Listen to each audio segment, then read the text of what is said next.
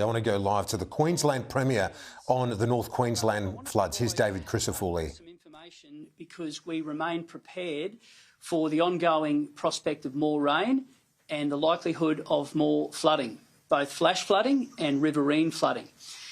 Some key messages that we need to provide, and I want to start with those residents in what's been described as Townsville's black zone, and we've articulated those 6 suburbs, and over the last couple of days residents have been door-knocked and given the advice to prepare, and then again door-knocked yesterday and they left, and we thank them very much for heeding that advice.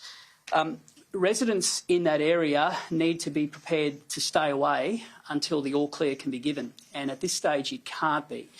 And we will continue to provide that information as it comes to hand, but ultimately that flooding situation will be impacted by the amount of rainfall, the tides and dam releases. So all of those information will be provided as they can, but our advice to residents in the black zone at the moment is to stay out of that zone and stay safe. To residents in the pink zone outside of that, please maintain your vigilance and keep connected with information as it comes to hand.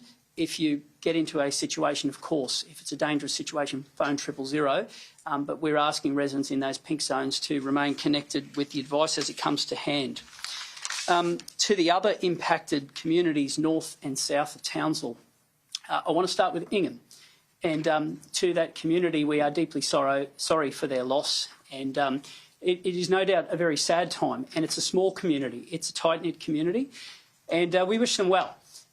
Likewise, to see the level of devastation in that community is very difficult. We're talking about people's homes, their businesses. There will be immense damage to the agricultural sector there. And that is a very strong and a resilient community. But this is a flood, the likes of which is only seen a handful of times, and that community is certainly in our thoughts today. Likewise in Cardwell, where there have been reports of a number of dwellings that have been inundated, and I'll discuss some of the rescues in a moment, but to the people of Cardwell and indeed further north in places like Innisfail and Tully, we're asking them to remain vigilant today. To the south of Townsville, Garoo, dealing with major levels there. And that is a community that is very resilient. People in Garoo know how to handle flooding, I can assure you. But it's a big flood, and they are certainly in our thoughts. And we ask those residents to also maintain their vigilance. I want to thank very much the emergency services who have responded. We had 11 swiftwater rescues overnight, and we did pre-position people like the Water Police and those swiftwater rescue teams and the SES. We put them in ahead of this incident several days ago, and they've been put to great work, and we want to thank them for the way they have conducted their work overnight again, and mindful of the demands on their systems, and we thank them very much for what they have done across the board. There remains many flood warnings, and Matt is joining us from the Bureau. I might leave him to do that. Our response at the moment has many elements. Obviously, there's people's homes. There's also electricity, water, roads, and obviously the rescue response. And we will continue to make sure we provide information as it comes to hand so that residents know that they are in our thoughts and that we will continue to respond to what the challenges that lie ahead. I outlined about the personal hardship payments that have been declared in conjunction with the federal government, and I spoke about them yesterday. Townsville, Palm, Hinchinbrook, and obviously Gordonvale from earlier last week. Currently, the federal government is considering an application for Cassowary and Burdekin, and we thank them very much for the way that they've been dealing with us in that regard. So, to the residents in those impacted communities, you are able to access those hardship payments and the assistance that is needed. There are 3 ways that can be done. Firstly, they can go to the website, which is www.qld.gov.au/disaster-help. Secondly, there is a community recovery hub, which is open 24/7, and that is on 1800 173 349. I should read that number again for people who need assistance, 1800 173 349. And then there is face-to-face, and those opportunities will be expanded in the days ahead. From midday today, there will be 2 community recovery hubs in Townsville that are opened, but I must stress, as we work with the councils, further hubs will be rolled out, including additional hubs in Townsville, but equally to those smaller communities. The first will be at the North Townsville Community Centre, that's on Palm Drive in Dirrigan, and the Upper Ross Community Centre on Allambie Lane in Rasmussen, and there will be more to come. And we thank the councils for their assistance. Spoke yesterday about the school situation, and it is important that we continue to give clarity to parents and carers. As of today, there are 66 state schools that are closed. There are 16 independent schools, 24 Catholic schools, and over 100 early childhood centres. At 1 o'clock today, the closures for tomorrow will be on that website. That's closures.qld.edu.au, or you can Google School Closures Queensland. From 1 o'clock, that will be the list of schools for tomorrow. And we want to make sure that that advice is given early so that parents and guardians can plan. We want to make sure that they're able to make accommodation for their children. So that will happen from 1 p.m. Roads. There are multiple situations of roads of all varieties that are out of action.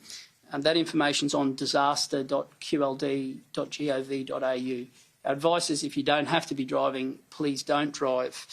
There's been some images that we've seen overnight that has proven that the north, and indeed all of regional Queensland, is at the mercy of one road.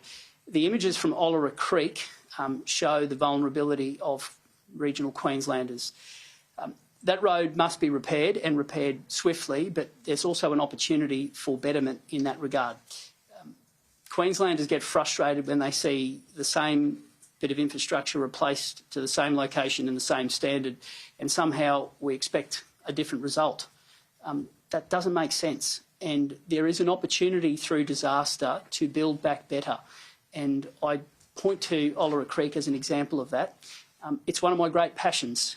During a disaster, people are resilient and they respond. It's also an opportunity to give them a bit more resilience baked into the system. And I see that as an opportunity, firstly, to reconnect the community, and then to make sure that we build back better. We are prepared for a scenario where rivers may continue to rise. We are prepared for a situation where high tides may impact different communities. And we will continue to make sure that that information comes to Queenslanders. Today, I'm letting communities know that we are confident about the preparation for this stage of the disaster event, and indeed the future. We're just asking Queenslanders to do the same, and your preparation involves continuing to stay safe and putting your safety ahead of any form of property safety. And if Queenslanders do that, we are confident that that situation can maintain and we can get through the worst of this. The Townsville Airport has reopened this morning, and I plan to head to North Queensland this afternoon to go and speak to those communities.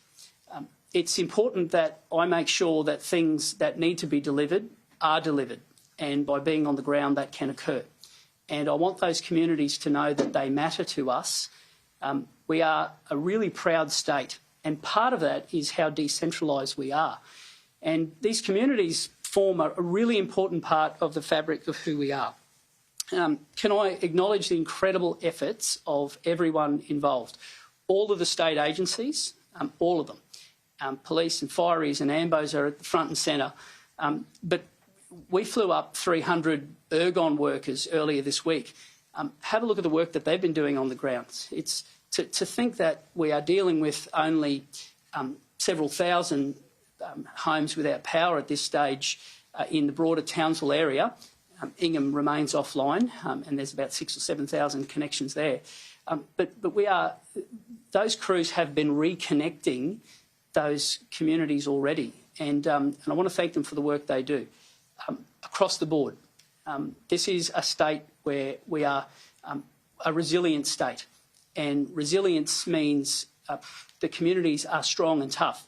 It doesn't mean that they should be left on their own, though, and I want those communities to know that we're serious about the recovery, and I'll be on the ground to make sure that what needs to be delivered is delivered.